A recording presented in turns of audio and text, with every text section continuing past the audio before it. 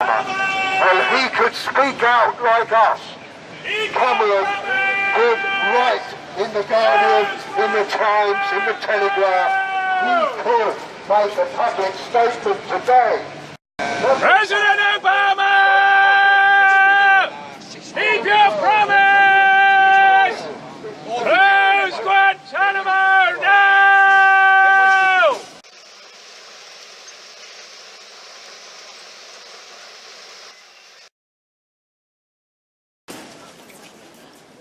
Take a leaflet or sign our petition. Guantanamo Justice Campaign. Says it's time to close Guantanamo Justice Campaign here, calling on Cameron to raise the issue of Guantanamo with President Obama this afternoon. They presumably are going to meet together if Obama is coming to number 10. And we say Cameron should be letting Obama know what he can do. Because Cameron did say he was going to assist President Obama to close Guantanamo.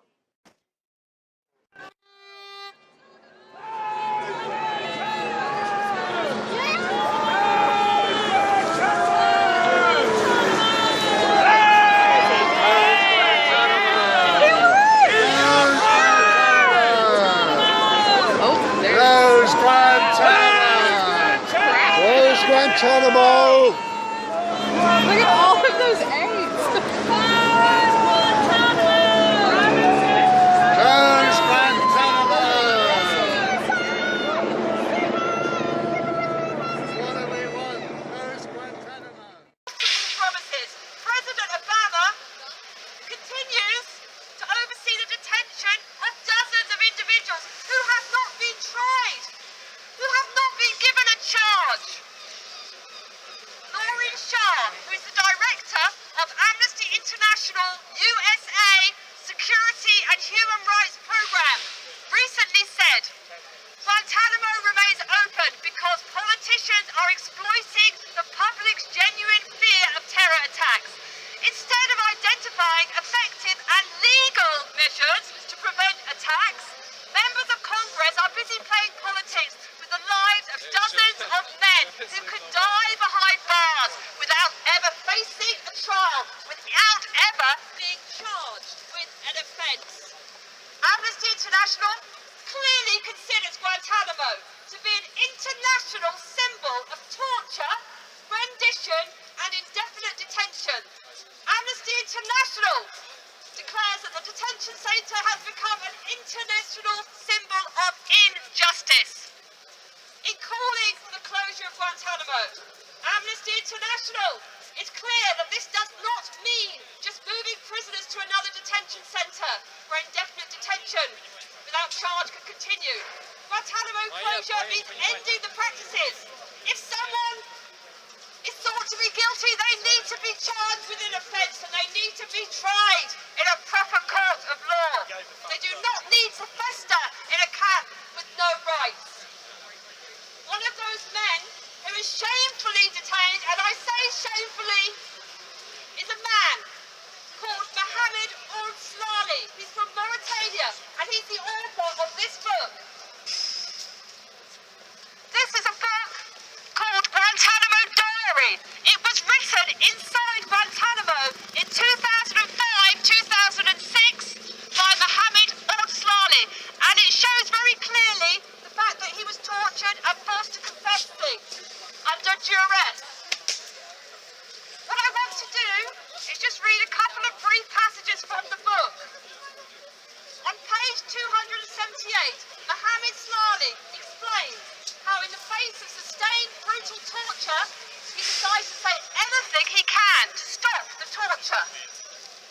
He says, writing in Guantanamo where he remains today, I answered all the questions he asked me with incriminating answers. I tried my best to look as bad as I could, which is exactly the way you can make your interrogator happy. I made up my mind to spend my life in jail. You see, most people can put up with being imprisoned unjustly, but they can't put up with bearing agony day after day for the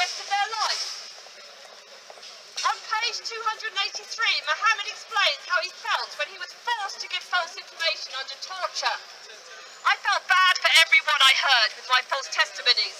But my only solace was one, that I didn't hurt anyone as much as I hurt myself. Two, that I had no choice. And three, I was confident that injustice will eventually be defeated. These words were written by Mohammed Slali in 2005. That's over a decade ago. He's still in prison in Guantanamo. He still had no charge. He still had no trial. And earlier this week, I was honoured to meet with his brother, who lives in Germany, who's calling for his release. And there was a parliamentary briefing supported by members of Parliament calling for the release of Mohammed Slahi, the release of all detainees who have not been charged with any crime whatsoever. This gross injustice of Guantanamo and what it represents must and will be defeated. We owe this to those like Mohammed Slahi who are in prison being tortured. We owe it to them to make sure that this humanity cannot be allowed to continue any longer. Amnesty International worldwide calls for the closure of Guantanamo and for President Obama to keep the promise he made. All you who sleep tonight, far from the ones you love. No hand to left or right, and emptiness above. Know that you aren't alone. The whole world shares your tears. Some for 2 nights, for 1, and some for all, for years.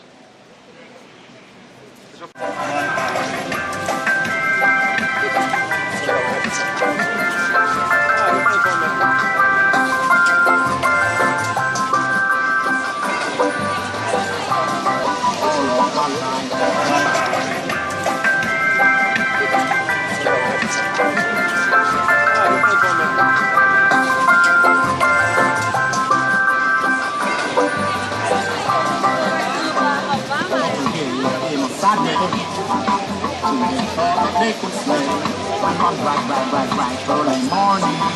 They will think to say, go to a place where they are not.